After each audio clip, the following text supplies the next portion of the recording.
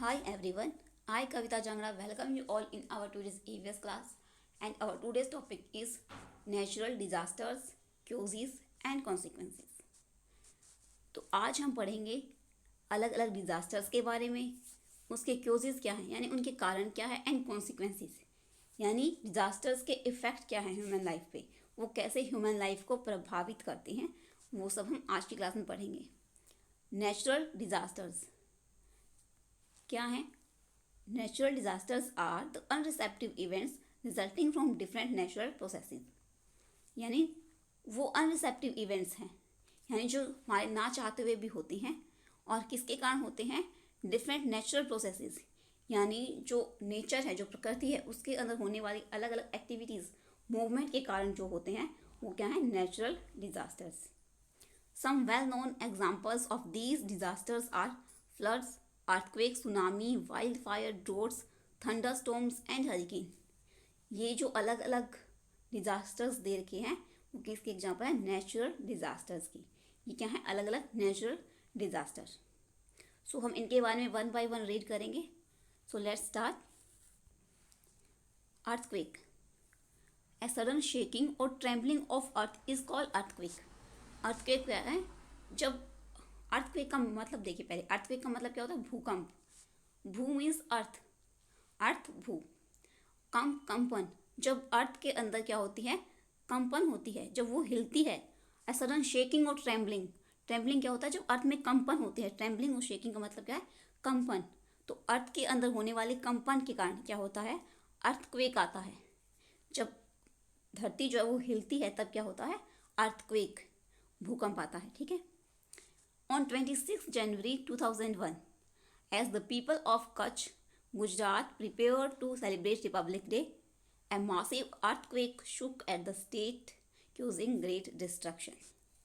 26 जनवरी 2001 में जब कच्छ, भुज के गुजरात के लोग जो हैं वो रिपब्लिक डे सेलिब्रेट करने की तैयारी कर रहे थे, तो उस टाइम क्या हुआ कि एक बहुत बड़ा अर्थक्वेक आ गया। कहाँ पर? गुजरात में अर्थक्वेक आया था 2001 में, और जिसके कारण जो है वो बहुत सारा नुकसान हुआ, ग्रेट डिस्ट्रक्शन, जिसने बहुत सारा डैमेज किया ह्यूमन लाइफ को भी एंड ह्यूमन प्रॉपर्टी को भी।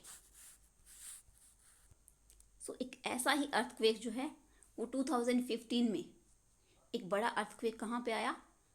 नेपाल में, इंडिया की नेबरिंग कंट्री नेपाल में, जिसके अंदर क्या हुआ?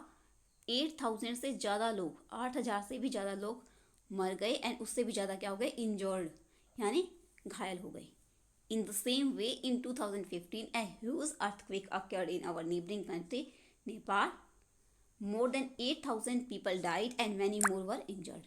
जिसके अंदर क्या हुआ कि 8,000 के करीब लोग मर गए और उससे भी ज़्यादा क्या हो गए? इंजर्ड हो गए। कौन से अर्थक्वेक में? जो 2015 में नेपाल में आया था।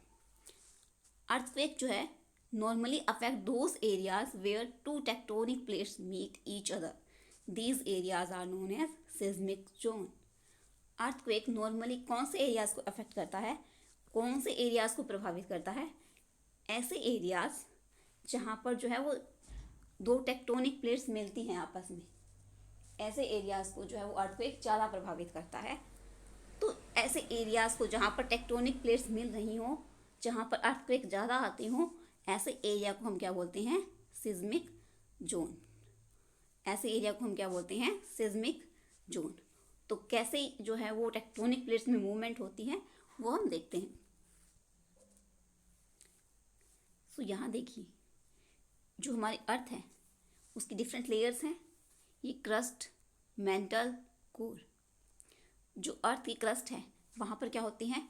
Tectonic plates. Our earth crust is made up of many pieces called tectonic plates. तो जहाँ पर टेक्टोनिक प्लेट्स आपस में मिलती है और जब उनके मूवमेंट्स होती है, जब वो आपस में स्लाइड करती है, तो क्या आता है? अर्थक्वेक आता है। And study of earthquake, earthquake की स्टडी को क्या बोलते हैं? Seismology. Study of earthquakes is known as seismology. And वो एरियाज जहाँ पर अर्थक्वेक आता है उन एरियाज को क्या बोलते हैं हम? Seismo zone. And study of earthquake is known as seismology. Earthquake की इंटेंसिटी को मेजर करने के लिए रिक्टर स्केल का यूज़ किया जाता है। The intensity of earthquake is measured on Richter scale with the help of an instrument called seismograph. तो जो अर्थक्वेक की इंटेंसिटी कि वो हाई डिस्ट्रक्टिव था या लेस डिस्ट्रक्टिव था. हाई डिस्ट्रक्टिव जिसने ह्यूमन लाइफ, प्रॉपर्टी, इन सबको ज़्यादा अफेक्ट किया, जिसने ज़्यादा नुकसान किया, वो हाई डिस्ट्रक्टिव. लेस डिस्ट्रक्टिव जिसने कम नुकसान किया. तो जिसका मैग्नीट्यूड जो है वो 5 या 5 से ज़्यादा हो उसको जो है वो हाई डिस्ट्रक्टिव कहा जाता है, जिसका मैग्नीट्यूड 5 या 5 से ज़्यादा हो. और जिसका मैग्नीट्यूड जो है वो 3 या 3 से कम हो तो उसको लेस डिस्ट्रक्टिव कहा जाता है. तो इस तरह से अर्थक्वेक की जो इंटेंसिटी है वो किसके हेल्प से मापी जाती है? रिश्टर स्केल की. और इंस्ट्रूमेंट कौन सा यूज़ किया जाता है? सिस्मोग्राफ. नेक्स्ट देखिए लैंडस्लाइड. ये भी क्या है? एक नेचुरल डिजास्टर. लैंडस्लाइड यहाँ पर इसके नेम से ही पता चला. लैंड जब जहाँ पर जो है वो अर्थ का एक पार्ट जो है वो स्लाइड कर जाए, स्लाइड करना, वो अपनी जगह से दूसरी जगह पर मूव कर जाए तो उसको हम क्या बोलते हैं? Landslide. Landslide is the movement of rock, earth और debris down a slope section of land. जब क्या होता है कि कोई जो रॉक, जो पत्थर, चट्टाने या अर्थ का कोई पार्ट जो है वो अपनी जगह से स्लोप सेक्शन यानी जो अपनी जगह से दूसरी जगह पर आ जाए तो उसको हम क्या बोलते हैं? लैंडस्लाइड. यहाँ पर आप देख सकते हैं कि ये थी इसकी ओरिजिनल पोजीशन. यहाँ पर ये ऐसे था, बट कहाँ पर आ गया? ये स्लाइड करके यहाँ पर पहुँच गया. अब इसकी पोजीशन ये है, यानी ये स्लाइड करके यहाँ पहुँच गया. तो इसी को हम क्या बोलते हैं? लैंडस्लाइड. यहाँ पर डिफरेंट तरीके से लैंडस्लाइड आपको शो कर रखी है.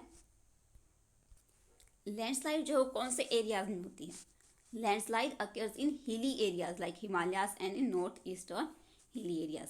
लैंडस्लाइड जो है वो जनरली किस में होती है? हिली एरियाज में, पहाड़ी क्षेत्रों में, जहाँ पर पहाड़ ज़्यादा होते हैं उन एरियाज में क्या होता है? लैंडस्लाइड वाला डिजास्टर जो है वो ज़्यादा होता है.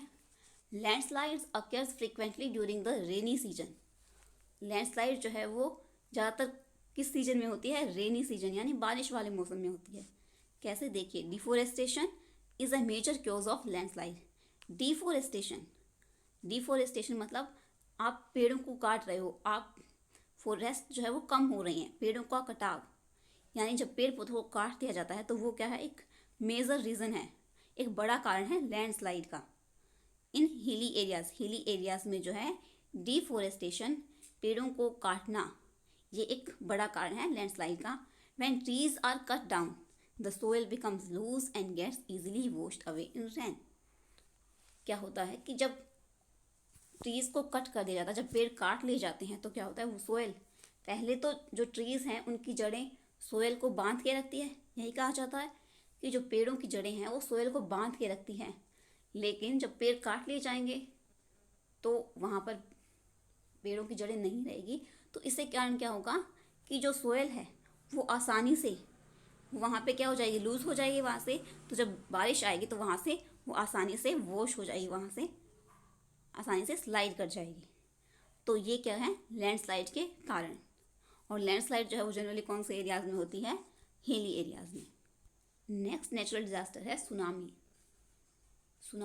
Tsunamis are giant waves that are caused by earthquakes or volcanic eruptions in the ocean bed. Tsunami किस कारण आते हैं? सुनामी क्या है और किस कारण आते हैं? सुनामी जो है वो जब बड़ी बड़ी तरंगें, जियांट वेव्स, जियांट मतलब बहुत बड़ी, जब बहुत बड़ी तरंगें जो है वो समुद्र में उठती है, ओशियन में. ओशियन बेड यानी जब समुद्र के तल में हलचल होती है. जैसे जब धरती के जो ऊपर वाला लेयर है, अर्थ क्रस्ट में हलचल हुई तो क्या आई थी? अर्थक्वेक. तो उसी तरीके से जब ओशियंस, समुद्र वगैरह में जब उसके बेड, जो उसका तल है उसमें हलचल होती है तो क्या आती हैं? सुनामी.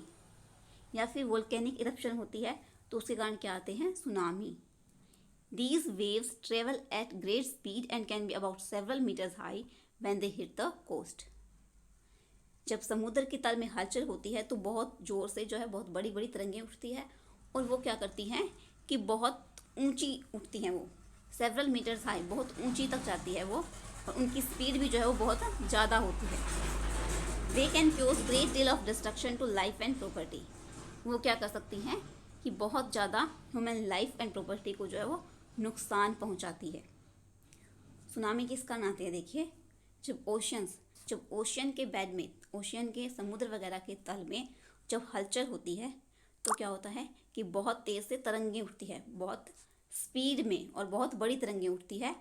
और वो कहाँ पर आ जाती है, समुद्र के जो कोस्टल एरियाज़ हैं, समुद्र के किनारे हैं, वहाँ तक पहुँच जाती है। और जो कोस्टल रीजन्स हैं, यानी जो समुद्र के किनारे पर बसने वाले जो भी एरियाज़ है, जो भी नगर शहर हैं, उन सबको बहुत ज़्यादा अफेक्ट करती है, उनको बहुत ज़्यादा प्रभावित करती है। तो ये है सुनामी। नेक्स्ट डिजास्टर देखिए, cyclone. A cyclone is a very strong rotating windstorm accompanied by heavy leashing rain. Cyclone, cycle कैसा होता है? साइकिल का मतलब जो राउंड शेप में हो, ठीक है, रोटेटिंग शेप में। यहाँ पर देखिए, जब बहुत ज़्यादा तेज़ बारिश आती है एंड रोटेटिंग वे में, यानी जब गोल गोल घूमते हुए वाइंड स्टॉर्म, तेज आंधी तूफान आता है, कहाँ पर? ओशियंस, सी, इन सब में, जब समुद्र वगैरह में जब गोल गोल घूमते हुए आंधी तूफान आता है तो क्या आता है? साइक्लोन आता है। Cyclones are very common in coastal region of India as these storms originate in the sea. Cyclone जो है वो जनरली कौन से एरियाज में आता है? Coastal region. कोस्टल रीजन कौन से होते हैं? कोस्टल रीजन जैसे कि जो समुद्र के किनारे पर बसने वाले जो एरियाज हैं, यानी जो समुद्र के किनारे पर बसते हैं जो शहर, उस एरियाज को क्या बोल जाते हैं? Coastal region. तो साइक्लोन जो है वो कौन से रीजन में आता है? कोस्टल रीजन में। तो इंडिया में कोस्टल रीजन कौन से होंगे? जैसे आंध्र प्रदेश, वेस्ट बंगाल, गुजरात, इन सब में क्या होता है, जो साइक्लोन है वो ज़्यादा आते हैं। The strong wind and rain chaos loss of life and property. और इससे क्या होता है कि जो ह्यूमन लाइफ का लॉस होता है, जो लाइफ है उसको नुकसान होता है, एंड ह्यूमन प्रॉपर्टी को भी नुकसान पहुंचता है। तो यहाँ पर देखिए आप, साइक्लोन क्या है? जब समुद्र की सतह पर निम्न वायुदाब से, निम्न वायु जो लो प्रेशर, जब एयर का प्रेशर लो हो जाता है तो उसके कारण जो है साइक्लोन ओरिजिनेट होते हैं। यहाँ पर क्या हो, तेज हवाएं जो है बारिश के साथ यहाँ पर रोटेटिंग वे में मूव करती है, तब क्या आते हैं? साइक्लोन। तो साइक्लोन जो है वो कौन से एरियाज में ज़्यादा आते हैं? कोस्टल एरियाज में। यहाँ देखिए, Indian states like Andhra Pradesh, West Bengal, Odisha, Assam, Gujarat and Maharashtra are very prone to cyclone. Very prone to cyclones मतलब कि यहाँ पर जो है वो साइक्लोन्स ज़्यादा आते हैं। ये कौन से एरियाज हैं? कोस्टल एरियाज, कोस्टल रीजन, जो कि समुद्र के आसपास के जो जगह है उनको क्या बोलते हैं? Coastal region. तो यहाँ पर साइक्लोन जो है वो ज़्यादा आते हैं।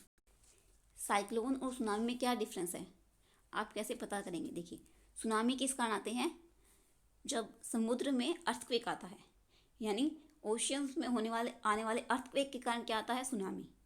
जब समुद्र तल में जो अर्थ है वो कंपन करती है, जब समुद्र तल में अर्थक्वेक आता है तो क्या आता है? सुनामी।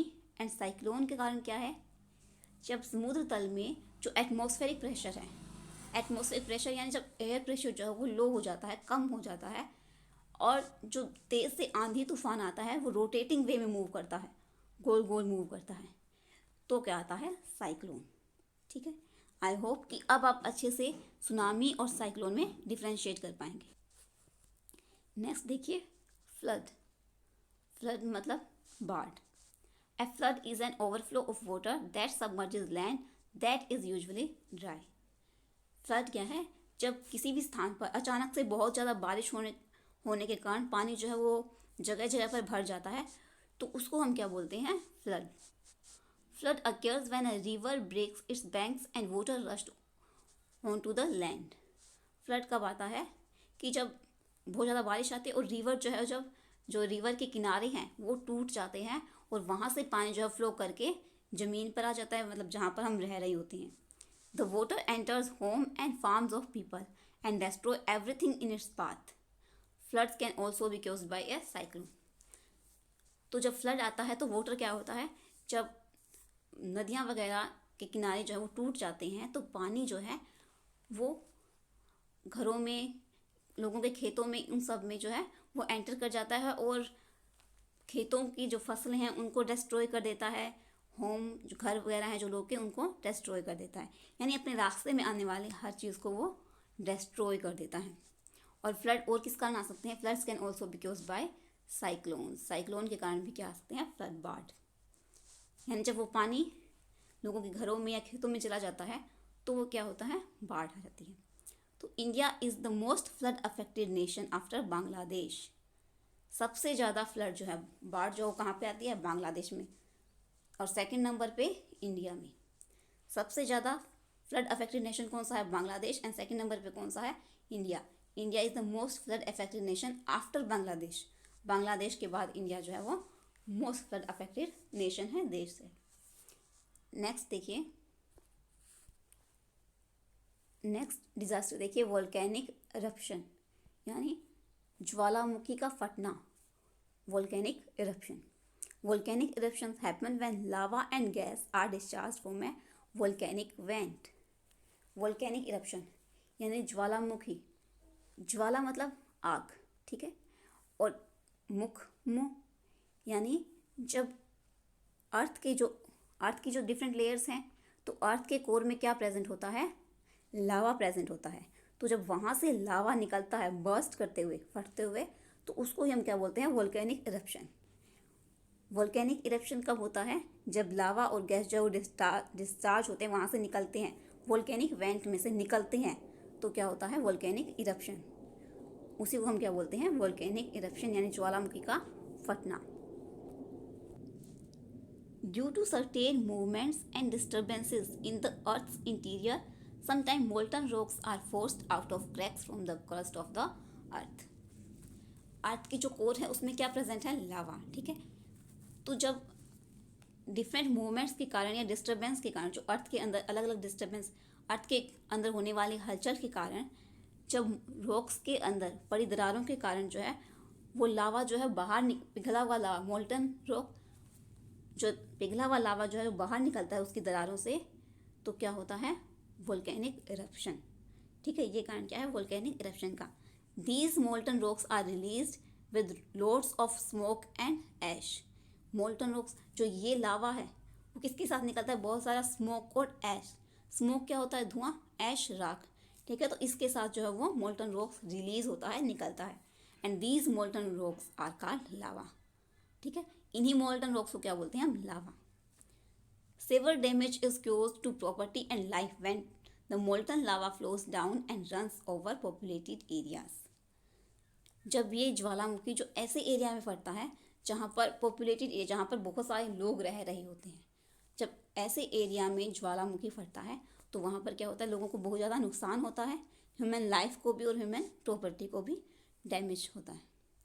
तो हमने जो है वो डिफरेंट डिज़ास्टर्स के बारे में पढ़ा। हम डिज़ास्टर्स को ना तो रोक सकते हैं और ना ही डिले कर सकते हैं, वी कांट स्टॉप और डिले टू डिज़ास्टर्स, लेकिन हम जो है एडवांसिंग टेक्नोलॉजी के कारण उनको प्रेडिक्ट कर सकते हैं, अनुमान लगा सकते हैं। तो नेक्स्ट देखिए, relief and disaster management. Disaster management refers to the measures taken for the safety and protection of life and property from natural or man made disasters. तो नेचर और ह्यूमन एक्टिविटीज़ के कारण आने वाले डिजास्टर्स के manage करने के लिए उठाए जा रहे कदम, ताकि ह्यूमन लाइफ को प्रोटेक्ट कर सके, उनकी जो प्रॉपर्टी है उनको सेफ रख सकें, उसके जो कदम उठाए जा रहे हैं वो किसके अंदर आते हैं, डिज़ास्टर मैनेजमेंट के अंदर।